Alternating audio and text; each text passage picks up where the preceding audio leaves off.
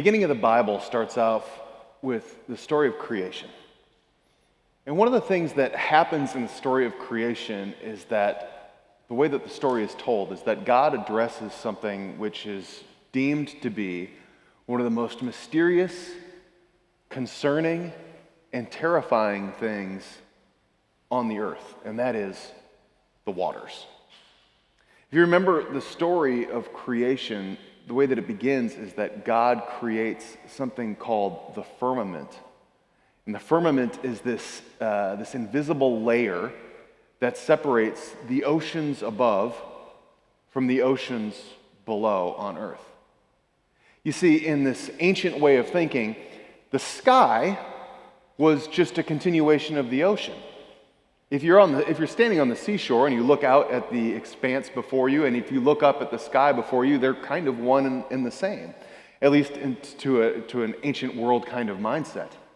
And so a way to make sense of why the sky is blue above and why the horizon is blue before us is that there must have been a continuation of the two, and there must have been some separation between the two. And so part of God's bringing order to the chaos that existed before creation was to separate the heavens or the blue skies from the blue expanse of the waters before us. This idea of the ocean being scary has always been a thing in human history. I mean, that's where people ventured off into and didn't necessarily always return. There were mysterious creatures that were rumored to exist in the deep. There was no Loch Ness monster, but there was Leviathan, who's even mentioned in the Bible as sort of this mythical sea beast that was known to sink ships and to cause all kinds of trouble and chaos.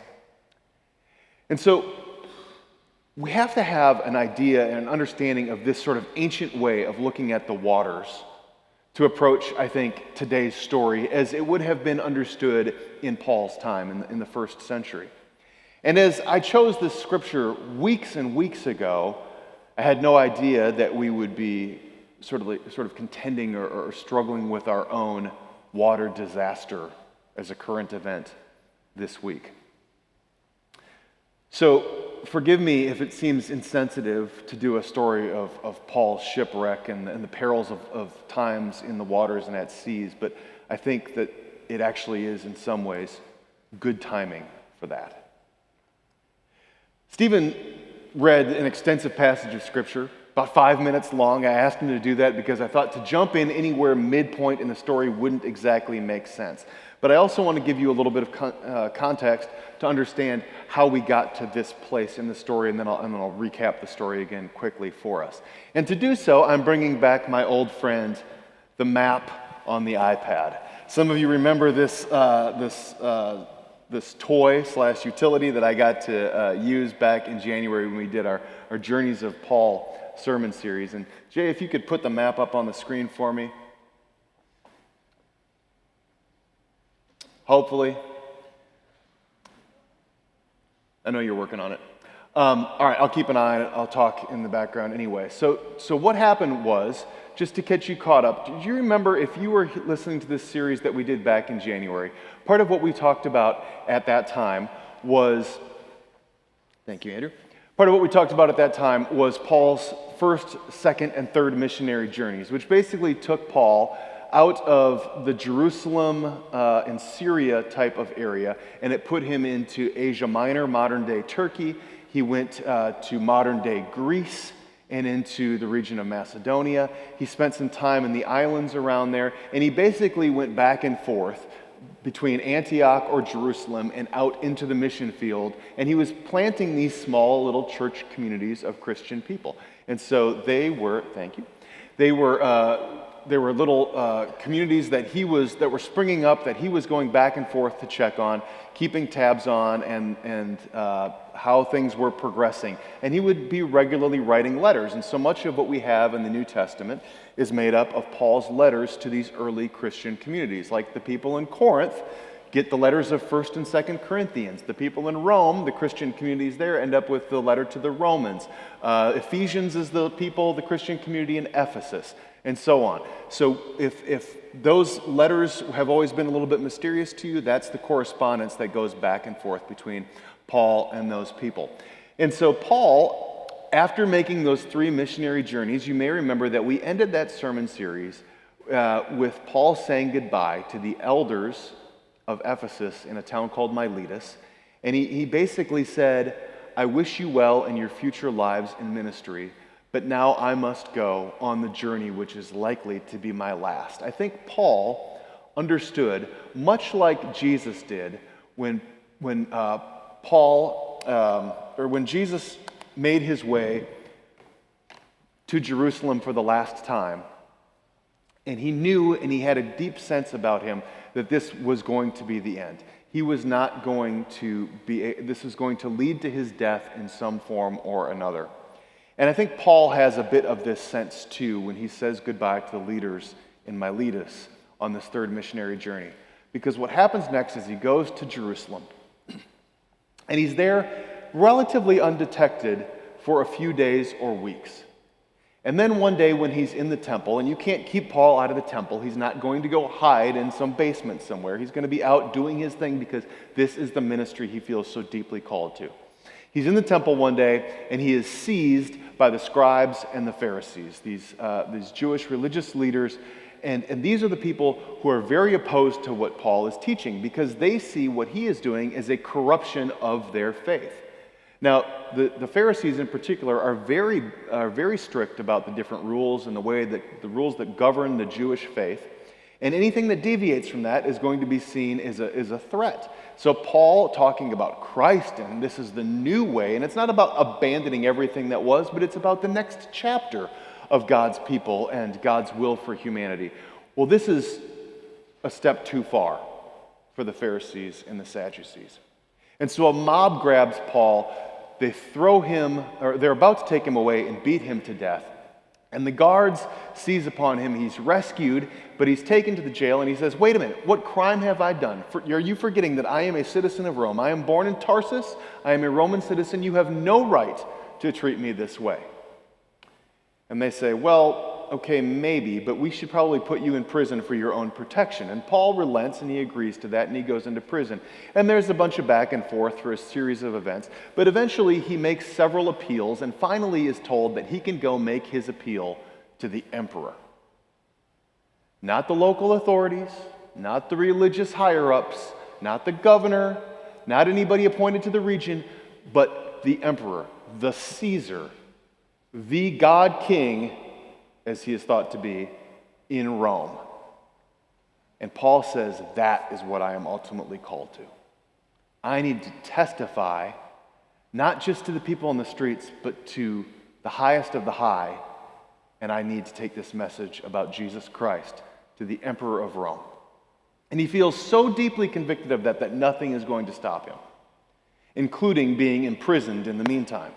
So in order to grant his safe passage, and because he's technically still brought up on some sort of trumped-up charges, he has to make his passage from Jerusalem and Caesarea in modern-day Israel all the way to Rome.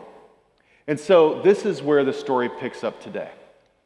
He's taken by a guard named Julius, who's this Roman guard, a centurion, who's responsible for making sure that he gets from point A to point B, as well as some other prisoners. And he's taken aboard this ship. And they start to make their way out toward Italy, and the winds are working against them. They cannot make any headway. So they take a very roundabout path where they go up and around Cyprus, and they skirt the coast of Asia Minor and Turkey again, and then they come down and they end up in an island, the island of Crete, which is still much closer to Jerusalem than it is to Rome. They're not even halfway. And they're there, and it looks like they're going to have to spend the winter there. When we did our Journeys of Paul pilgrimage last year, and we were traveling by ship, modern cruise ship, of course, we were told that we couldn't do this trip in the winter because the seas were too rough. So with modern vessels, in our time, the seas were too rough to travel in the winter. Now, shipping and stuff still happens, but as far as people like you and me, landlubbers, right, we don't get on a ship and can go in those conditions and have a pleasurable experience. So they don't do those trips in the wintertime, and they didn't do those trips when Paul was alive either. But Paul and the rest of the prisoners get on a ship now with a total of 276 men, and they are supposed to make their way to Rome. And Paul says, you know what, we're here in Crete, we should probably winter here. And the pilot of the ship says, no, I don't think so. And the centurion guard says, nope, we got prisoners here, we got an agenda we have to stick to, we're moving on. And so he says, we're taking off. And Paul says, I don't think this is a good idea. And they said, we don't care what you think. So they headed out. And they encounter a nor'easter, and it blows them way off course. And if I had that map, I'd show you just how wildly off course they get. But they go adrift for days, and the days turn to more days, and on and on and on it goes. And now they are way out in the middle of what today we would call the Mediterranean Sea, floating somewhere between Libya and Sicily. And eventually, on the 14th week, Paul says, okay, I had a vision. An angel visited me last night and told me that we would be okay. But the ship will not be okay. And this is the part of the story that Stephen read. The ship will not make it, but we will make it. And so he said this, have courage, friends. We are going to survive, but you must do as I say, because the God that I proclaim will assure us safe passage. But you're going to need to trust me. Now, the boat that they are on is not the boat that they started on. The boat that they started on was a smaller ship, but somewhere along the way in Asia Minor, they got aboard what I guess at its time was sort of a freighter ship. It was filled with grain, and the grain at that time would have come from Egypt, and it was making its way to Rome. So the breadbasket of the Roman Empire, in part, was the Nile Delta, and all of this grain that was produced there was going to make the bread that would later be cooked in Italy. And so this was precious grain. This was the emperor's grain. This was for the emperor's city. This was for the sacred capital of Rome. So this is an important detail of the story that Luke just sort of quietly drops in there. But they are on a bread grain ship with 276 people. And on that 14th morning, or the 14th week morning, Paul wakes up and he tells everybody that they'll survive, but here's the deal. What we're going to do is we are going to have a meal. Let's have a meal. Let's strengthen our bodies and our resolve so that we can survive what is to come. And so the folks on the ship are kind of reluctant. They haven't seen land. There's no signs that things are getting better. But they prepare what looks to be kind of like a lavish feast. And then Paul says, now that we've got our meal prepared, cast all the grain overboard. We don't need it anymore. It's just weighing us down and slowing us down. So if you can imagine these 276 men scooping all of the grain out with buckets by hand, with shovels, and throwing it all overboard, and the sea around them is just awash with grains. And as I'm thinking about this story, the words of Jesus echo in my mind, one does not live on bread alone. And the grains begin to drift away from the boat. And as they get out of sight, Paul does something dramatic. Maybe not obvious to the fellow passengers on the ship, but maybe more obvious to us. It says that he took the bread and after giving thanks, broke the bread, and they shared a meal. I'm not sure Paul laid out communion for them. I'm not even sure communion is fully understood and played out the way that it is in our time, but it sure sounds like that's what he's doing on the ship. He shares communion with them, and they rely now on the bread of life and not on the grains that are drifting away from the sides of the ship.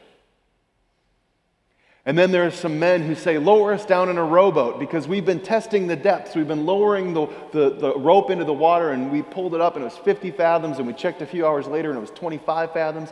And that means we are about to hit land, and we are going to bust this thing wide open, and it's going to be ugly. So put us down in the lifeboat, in the dinghy. And so they lower the boat over, and Paul says, if you go, you will not survive. I'm just telling you what the angel told me in the vision. And in a moment of do you trust me or not, they climb back aboard the big ship and they cut the lifeboat off, which is another powerful sign. They're in it now. They're fully committed. They go a little bit further. Paul says, ditch the anchors. Okay, now there's no turning back. They cut the anchors, they toss them into the sea. Now they're without bread, now they're without their lifeboat, now they're without their anchors. It is a rudderless ship. In Genesis, you may remember that when Moses is put into the little basket, the baby Moses put into the basket to float down the Nile, sometimes that same word is translated ark. And the ark is already a familiar story by that point in the Bible. And an ark, one of the things that makes an ark different than another ship is that it is rudderless. It does not determine its course of direction. It goes where it will go. Now we have Paul and the men on an ark once again. No anchors, no lifeboat, no ropes, no food. These are stories of complete and total dependence and reliance on God. There is no turning back. And so in addition to this story just being the next chapter in the chronology of Paul and his life and his ministry, there's something also powerful about this story today. And that is, in this story we find a story of faith and what discipleship looks like. So often we get discipleship confused for the things that should bring us assurance and comfort only. But discipleship, when it's talked about in the Bible, is about cutting the anchors off, letting the lifeboat go, and relying fully on God's direction for our lives. And that is scary as heck. If we're being truthful, most of us do not have that kind of faith or that kind of commitment to discipleship where we say, with reckless abandon, we throw ourselves at the mercy of God. We want to hold on to an anchor. We want to keep an extra ration of grain.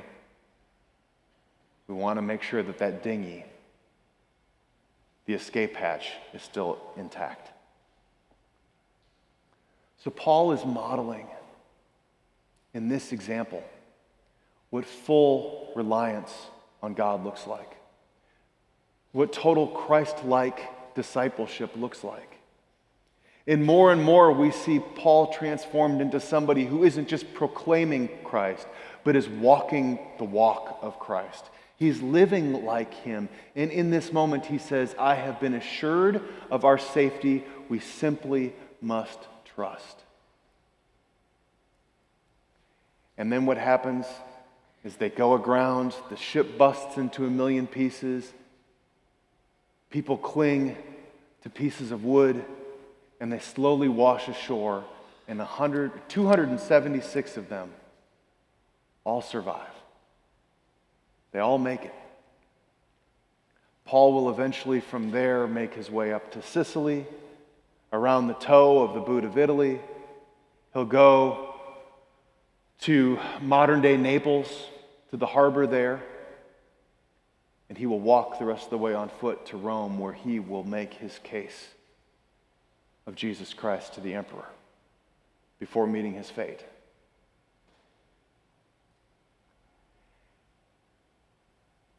As we hear echoes of the Last Supper, and as we prepare to receive this meal this morning, as we conclude our service, there's something else that stood out in this story to me. You see, sometimes we talk about this meal as the Last Supper. I mean, that's one of its official names, the Lord's Supper, the Last Supper, Eucharist. We're all talking about the same thing when we say that. But sometimes the problem with calling it the Last Supper is that we are referring to this event that we remember and we commemorate about being something that is locked in time. A historical event that we remember that takes place. when Jesus is celebrating the last meal he will share with his disciples before his crucifixion. And yet, in the version from the 27th chapter of Acts, when Paul is on the ship, he celebrates the meal, but he puts a little bit different spin on it. And he says, "Eat up now, because this is the first meal of all that will happen next." It's not the Last Supper. It's the first great meal. And for these men on this ship, nothing will be the same again as they embark on the next part of their journey. Today, as you come forward, maybe as you choose to pray at the rail, I'd like you to think about that distinction.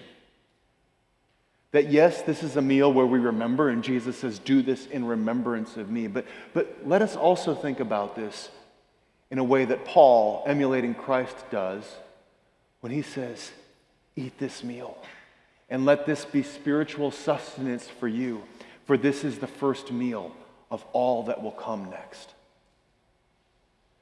So as you come today, may you be fed and nourished spiritually, so that we can go forth to live, to proclaim, to serve, as Paul and those 275 other men did, taking this meal to be the first meal of all that is to come. Let us pray.